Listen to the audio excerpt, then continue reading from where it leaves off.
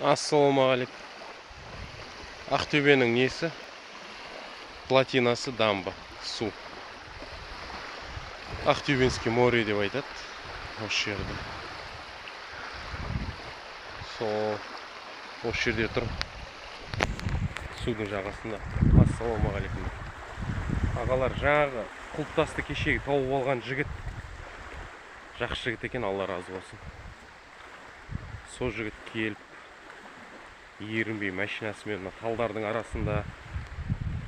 Машинасы да қымбат көлік екен, сонда да қиын жиде талдың арасымен әкеліп, ерінбей күтіп тұр мені, таба алмайсың деп. Сол әкеліп көрсетті жаңа.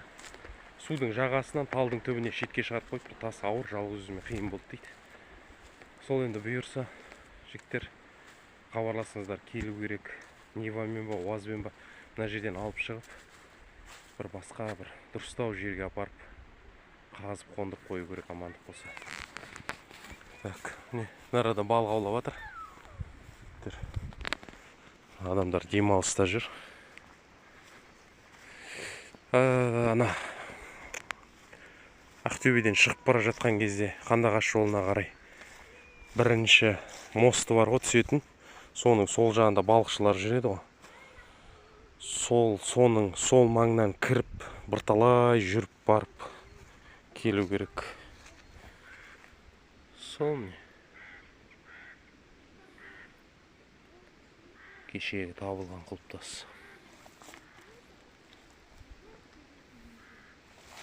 Тауып алған ағамыз келіп, көлігімен көрсетіп кетті.